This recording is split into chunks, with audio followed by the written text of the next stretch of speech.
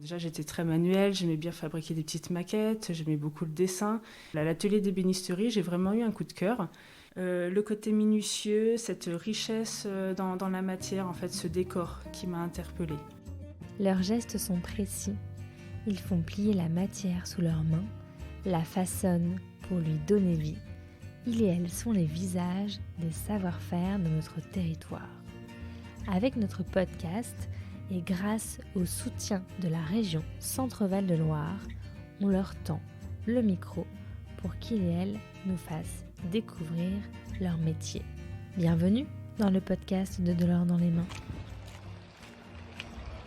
Ce matin, je suis à Chartres. Il me faut traverser un petit pont qui enjambe l'Eure à côté de la collégiale Saint-André pour me rendre dans l'atelier de marqueterie de Ledwin. Avant de rencontrer Ledwin, je n'avais aucune idée de ce que c'était la marqueterie. Vous le savez, vous ? C'est l'art d'ornementer des supports par l'assemblage de plaquages de différentes matières. Bois, nacre, os, écailles de tortue, galucha, étain, argent, laiton, cuivre. Et pour jouer avec ces matières, je peux vous dire qu'il faut des doigts de fée et beaucoup de talent. Et ça, du talent, elle en a, Ledwin. Merci de nous accueillir dans votre atelier. Vous êtes marqueteuse. Oui. Qu'est-ce que c'est la marqueterie ? Alors, la marqueterie, c'est des décors avec des plaquages de différentes substances. Donc, ce sont des feuilles de bois, différentes essences. Il y en a environ 150 qui sont utilisables. Moi, j'en ai à peu près 70 en stock dans mon atelier. Et donc, au-delà du bois, j'utilise aussi de la nacre, du laiton, avec de l'étain aussi, parfois du cuivre. Et aussi, j'ai la particularité de travailler le galucha, donc qui est de la peau de raie principalement ou de roussette. Et je réalise des pièces uniques. La marqueterie, donc, c'est un élément de décor et on peut en retrouver un peu partout. Donc traditionnellement, c'est sur du mobilier de style. Donc quand les gens ne connaissent pas, ne savent pas ce qu'est la marqueterie, je leur parle de ça et en fait, ils en ont forcément vu à un moment donné. Et du coup, ils réalisent quand parfois des personnes pensaient que c'était de la peinture sur du bois, eh bien non, la marqueterie, il faut l'imaginer comme un puzzle. Donc ce sont vraiment des feuilles, il y a de la matière, c'est et d'une épaisseur d'environ 5/10 de millimètre. Et c'est découpé avec, il y a différentes techniques pour ça. Mais voilà, c'est un puzzle de différents matériaux qui est assemblé et collé après sur un support. Donc, on peut faire des panneaux, des tableaux de grande dimension et puis des choses très petites aussi qui vont tenir dans un cadran de montre. Donc, c'est vraiment, c'est très vaste et c'est ce qui me plaît, c'est qu'il y a évidemment une infinité de motifs. En fait, la seule limite, c'est l'imagination. Même souvent, on aime bien, je dis on parce qu'avec d'autres camarades, on aime bien fonctionner comme ça, on se lance des challenges et c'est vrai que ça permet de moderniser aussi et d'apporter une autre vision dans un métier, un savoir-faire ancestral. Donc, avec une amie brodeuse, on a réalisé un bibi, donc c'est un petit bijou, un petit chapeau style années 20 en fait, années folles, et donc on a fait de la marqueterie brodée. Voilà. Donc ça permet d'allier différents savoir-faire aussi, et c'est vraiment très, très intéressant. Et, voilà. C'est vrai que quand on arrive dans votre atelier, c'est un peu la caverne d'Ali Baba, parce qu'il y a plein de matières qui sont posées sur des supports, des bijoux, et on n'imagine pas toujours que ça peut donner ça. Je vois que derrière vous, il y a des plaques de bois. C'est comme ça qu'arrive le bois chez vous et que vous le découpez pour qu'il devienne des feuilles ? Alors, les feuilles, je les achète déjà à mon fournisseur. C'est parce que c'est un autre savoir-faire. Donc, j'achète mes plaques de nacre, mes feuilles de bois. Les dimensions sont vraiment variables, hein, de même que le métal. Et après, donc, il y a tout un travail, un processus de préparation.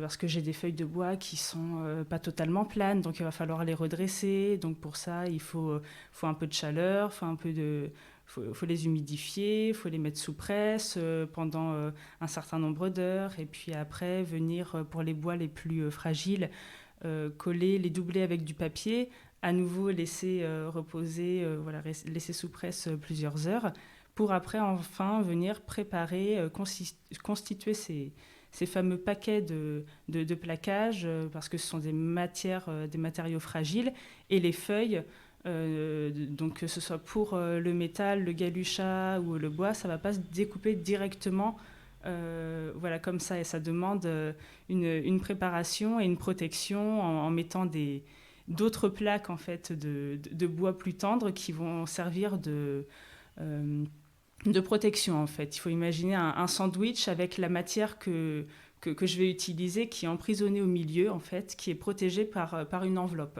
Quand on arrive dans votre entrée, dans votre atelier, il y a un très joli tableau d'une maison en Bretagne sur la plage, fait en marqueterie de bois. J'ai l'impression qu'il y a plein d'essences. Vous avez utilisé quelles essences pour ça? Alors, pour ce petit tableau, donc, j'ai une petite dizaine d'essences de bois. Donc, pour la toiture, j'ai utilisé du platane maillé, donc, qui a la particularité d'avoir des petites taches, donc qui ressemblent à des tuiles en fait. Donc, c'est un bois qu'on utilise souvent pour faire le toit de maison. Après, pour suggérer des rochers ou des murs, voilà, la pierre, j'utilise des loupes. Donc, ça peut être principalement de la loupe de chêne, de la loupe de noyer ou d'amboine pour la végétation aussi, parce que ce sont des bois tourmentés. Donc, les loupes, ce sont des excroissances en fait sur les arbres. Donc, il y a certains bois qui proposent cette particularité. Et puis, ça offre voilà, des décors qui sont vraiment très riches et qui suggèrent voilà, justement un mouvement. Pour le ciel, j'ai utilisé du marronnier, donc, qui est taché aussi, qui a des traînées bleues qui sont dues à de la moisissure, voilà, qui est venu colorer, qui sont venus colorer le bois, et ça suggère donc un décor de nuages. Vous pourriez nous raconter les différentes étapes de quand un objet en restauration arrive chez vous? Alors, déjà, la première étape, ça va être l'observation. Donc, essayer de décrypter en manipulant la pièce et de pouvoir faire une estimation la plus précise possible du nombre d'heures ou d'étapes que va engendrer donc, cette restauration. Ce qui est loin d'être une évidence en fait, parce qu'il y a toujours des surprises, particulièrement il y a beaucoup de pièces que le restaurateur récupère qui ont été soit voilà, restaurées parfois par des professionnels ou plus souvent par des personnes qui voilà, pensaient bien faire, qui voyaient qu'il y avait des décollements, donc qui cherchent à recoller les pièces, mais qui font ça avec des outils ou des colles modernes. Et du coup, après, ça nous emmène beaucoup plus loin, parce que c'est plus laborieux après à nettoyer pour pouvoir voilà, restaurer la pièce et lui redonner un peu de son éclat d'antan. Vous faites plus de la restauration ou de la création? Alors, plutôt de la création. Je suis voilà, créatrice en premier lieu, un petit peu de restauration, donc de mobilier, particulièrement avec de la marqueterie boule. Donc, ce qu'on appelle la marqueterie boule, c'est, comme je vous le disais, avec particulièrement de l'écaille de tortue et du laiton ou du poirier noirci. Donc, ça va être plutôt les pièces qu'on va me confier, ce sont des pièces Napoléon III, donc qui ont à peu près voilà, dans les 200-250 ans. Et sinon, aussi une de mes spécialités, je dirais, c'est la restauration de panneaux de marqueterie vietnamienne. Donc là, ce sont des incrustations de nacre gravées.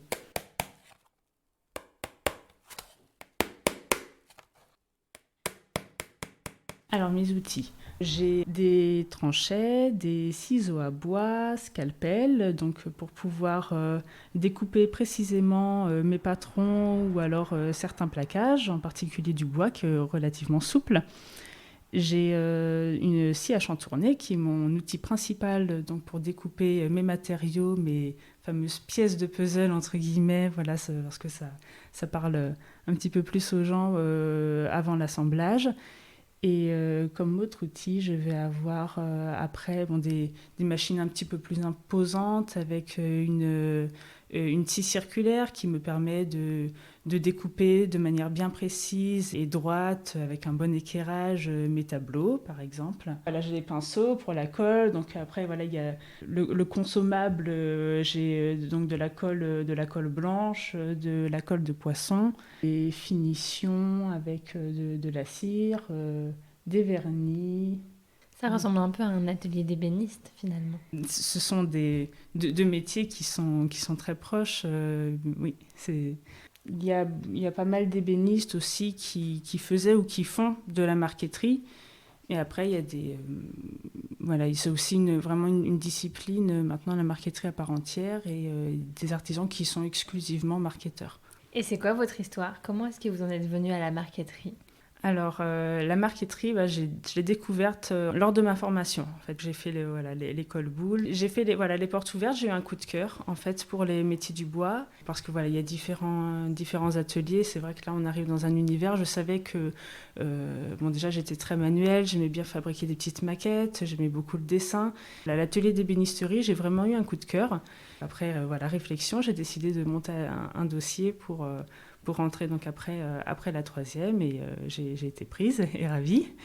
Et donc j'ai intégré ce qu'on appelle la formation des métiers d'art, donc qui existe toujours, donc c'est de la seconde à la terminale. Et après j'ai fait un diplôme des métiers d'art. Donc ça c'est une formation par contre qui n'existe plus ou qui a été modifiée, reformulée et qui est sous forme de licence maintenant, c'est sur 3 années. Et donc après ces 5 ans donc d'ébénisterie, j'ai fait ce qu'on appelle un DMA 3, en marqueterie. Et finalement, la marqueterie est devenue ma spécialité. En fait, j'ai vraiment eu un coup de cœur pour cette discipline-là particulièrement. Et comment vous l'avez découverte? Il y a un prof qui vous a particulièrement marqué ou... Non, c'est vraiment la discipline, le côté minutieux, cette richesse dans la matière, en fait, ce décor qui m'a interpellée. Je pense que c'est vraiment de voir toute cette profusion de couleurs, de formes dans les plaquages qui sont vraiment très inspirants et qui m'inspirent au quotidien. Et parfois, voilà, pour la plupart de mes créations, je vais avoir ma palette en fait, de matière et imaginer parfois un décor en fonction du décor qui m'est déjà proposé en fait, par la matière. Et qu'est-ce que vous aimez dans le fait de faire des choses avec vos mains? C'est satisfaisant en fait, de façonner, de transmettre une énergie, je dirais, aussi de communiquer différemment et de s'exprimer au travers de la matière. Et puis de pouvoir, moi ce qui me plaisait aussi dans ma formation et ce que j'ai souhaité continuer, c'est pour ça aussi que j'ai créé mon entreprise, c'est de pouvoir suivre tout le cheminement et la création vraiment de A à Z, c'est-à-dire d'imaginer, de concevoir, étudier, réaliser, façonner, voilà, vraiment travailler de ses mains et après d'aller jusqu'à la rencontre aussi du public au travers donc de salons professionnels, d'expositions, et puis maintenant de ma boutique à Chartres depuis 1 an. Quand on regarde vos créations, c'est assez impressionnant de voir la minutie de la pose. C'est des tout petits morceaux, c'est vraiment de la dentelle, oui. Et ça demande aussi beaucoup de créativité. Aujourd'hui, pendant très longtemps, il y a eu une dévalorisation des métiers de la main au profit des métiers intellectuels. On a beaucoup opposé les deux. Qu'est-ce que vous diriez à un jeune qui hésite à faire quelque chose de ses mains parce qu'il a peur que ce ne soit pas assez reconnu et qu'on lui dise que ça ne fait pas assez appel à l'intelligence? Alors là, je reprendrai un terme qui est déjà employé, mais on parle de l'intelligence de la main. C'est-à-dire qu'il y a vraiment une réflexion derrière et puis une sensibilité. Donc je pense que ce qui compte, c'est déjà de faire quelque chose vraiment dans lequel on s'épanouisse, qui nous plaise. Après, c'est certain qu'il y a des difficultés, parfois de valorisation. Et puis l'entrepreneuriat, c'est pas facile. C'est aussi un petit combat parfois, voilà, au quotidien. Il y a des hauts, il y a des bas. Mais voilà, après, je fais un métier par passion. Je regrette pas, même si voilà, encore une fois il y a des moments difficiles, mais je m'épanouis beaucoup dans ce que je fais. Donc je dirais qu'il faut vraiment mesurer, voilà, il faut pas y aller, foncer tête baissée non plus, mesurer le pour, le contre, mais laisser parler son cœur aussi, voilà, parfois, et de se faire confiance, et puis aussi de ne pas hésiter à aller à la rencontre. Voilà, des gens, de professionnels, ce qu'il m'est arrivé de faire aussi, ce que j'ai fait aussi à Chartres avant de venir m'installer, de venir rencontrer des artisans qui étaient là et de bien vouloir partager avec moi leur expérience. Et puis c'est comme ça que voilà, on fait aussi de belles rencontres, qu'on évolue, qu'on crée des partenariats et une solidarité aussi, parce que c'est vrai que les artisans ou artistes, on travaille pour la plupart dans nos ateliers, sans vitrine, avec très peu de contacts extérieurs. Et c'est aussi pour ça que voilà, c'est pas évident justement de communiquer, puisqu'on est assez isolé. Et pour moi, c'était important aussi de venir sur Chartres et de pouvoir trouver un local ou une visibilité en centre-ville pour être vraiment au cœur. Et là, mon atelier, j'ai une fenêtre qui donne sur la rue. Il n'y a rien de mieux en fait en termes de communication. Les personnes passent, me voient à l'ouvrage, devant mon établi. Et après, j'ai mes créations qui sont exposées juste à côté. Donc voilà, ça se passe 2 mots presque. Et donc pour venir vous voir, il suffit de longer l'heure et on tombe sur votre atelier. Oui, c'est ça, c'est un peu ça. On suit le courant en Basse-Ville. Merci Lidvine. Merci à vous. C'est ici que s'arrête notre épisode au sein de l'atelier de Lidvine. Merci à elle pour son chaleureux accueil. Merci à Malo de Saint-Venant pour le montage et à Oscar Meurer pour la musique. C'était un podcast De l'or dans les mains avec le soutien de la région Centre-Val de Loire. De l'or dans les mains, c'est une association qui a pour mission de sensibiliser les jeunes aux métiers manuels. Vous pouvez nous suivre sur Instagram, Facebook et LinkedIn pour découvrir notre immersion en images et vous abonner à notre newsletter pour ne rien rater de nos actions. Et vous pouvez aussi adhérer pour soutenir nos actions auprès des jeunes et rejoindre notre communauté. Et nous, on reprend la route. À bientôt!